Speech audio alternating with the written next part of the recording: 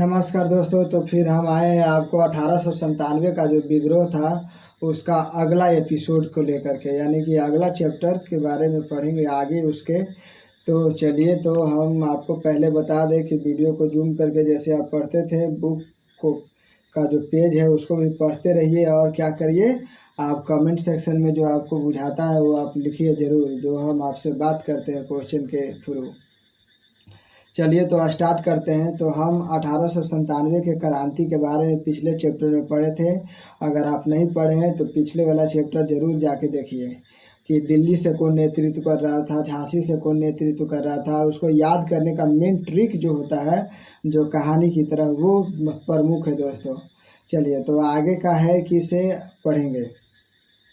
तो मुख्य रूप से वो सब जो तो था ही कि वहाँ से कौन कौन नेतृत्व कर रहा था, और आगे भी मुख्य इम्पोर्टेंट है जो बीपीएससी वगैरह में सब क्वेश्चन पूछा जाता है।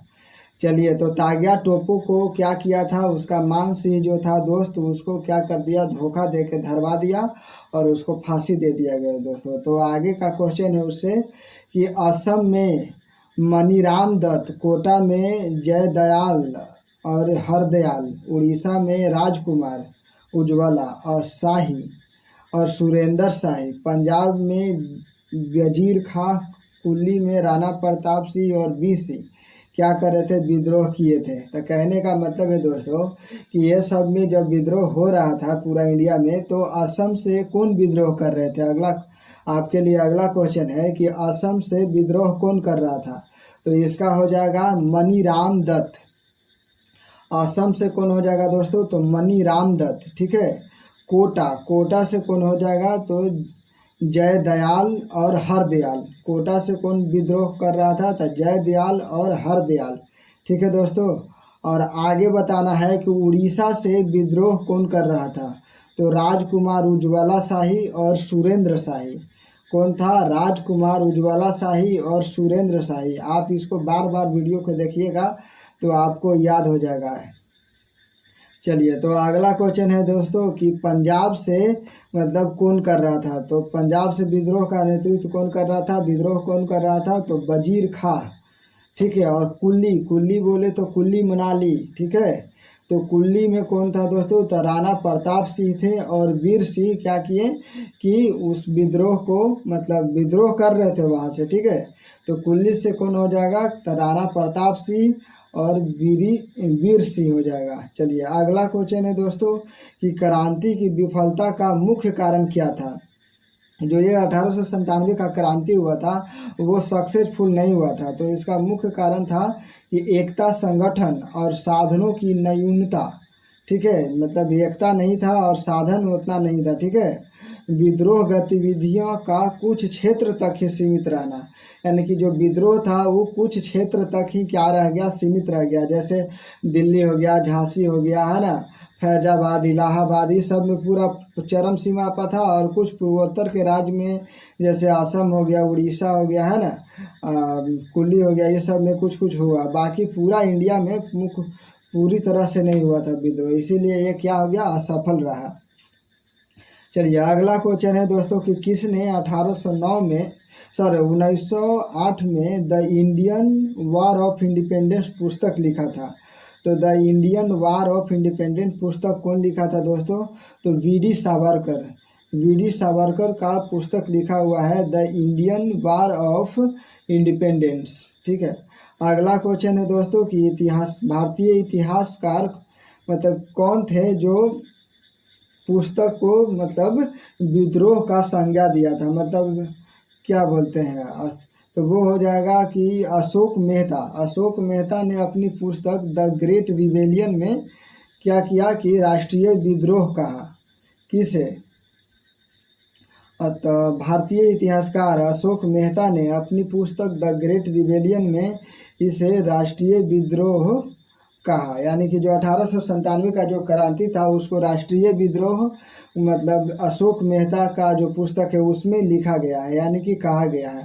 उस पुस्तक का नाम, ऐसे भी क्वेश्चन आएगा कि इसे 1897 के क्रांति को राष्ट्रीय विद्रोह कहा गया है किस पुस्तक में, द ग्रेट रिबेलियन नामक पुस्तक है, ठीक है। द ग्रेट रिबेलियन पुस्तक का लेखक कौन हो जाएगा? तो अशोक मेहता हो जाएगा दोस्तों। 4-5 तरीके से क्वेश्चन करके आपके पास रख रहे हैं, ठीक है। तो अगला क्वेश्चन है कि किसने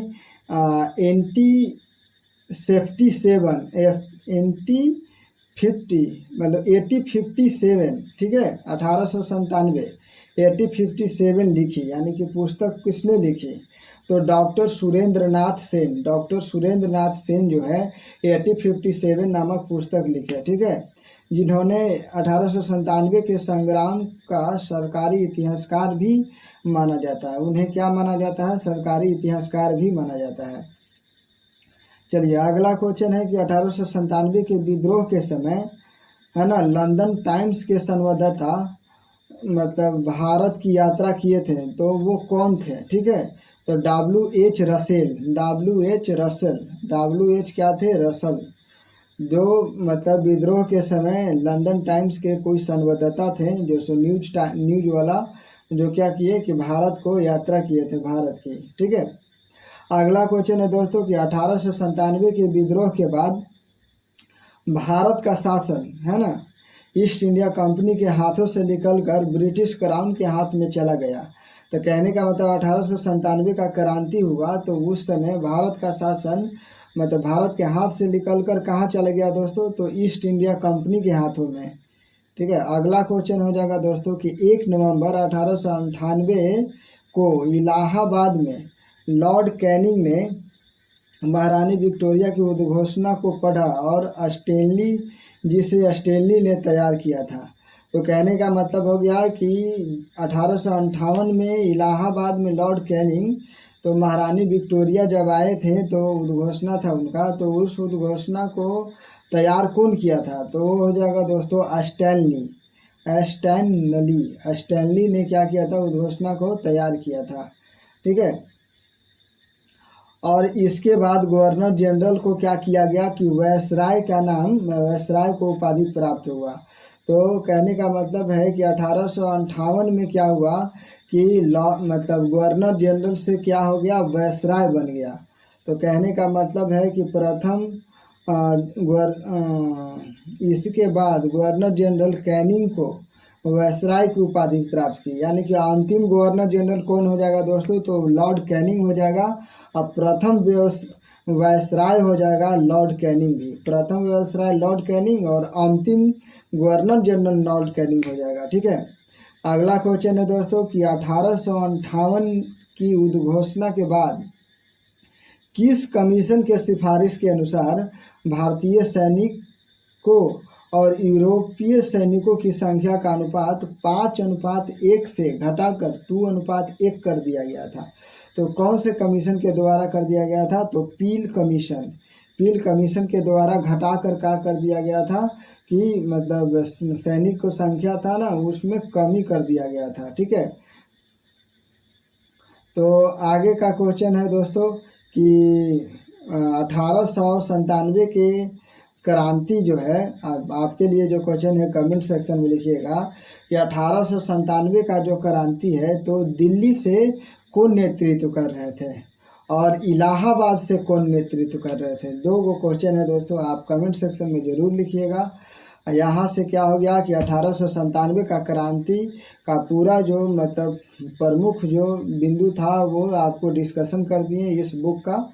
और अगला चैप्टर रहेगा आपके लिए भारतीय राष्ट्रीय आंदोलन का विभिन्न चरण। जो भारतीय राष्ट्रीय आंदोलन जो होता है वो क्या होता है कि इसे 3 चरण में टूट जाता है, इसके बारे में पढ़ेंगे, ठीक है। तो आपको कैसा लगा ये वीडियो? आप एंजॉय कर पा रहे हैं कि नहीं? ठीक है, आप कमेंट सेक्शन में ज़रूर लिखिए। धन्यवाद।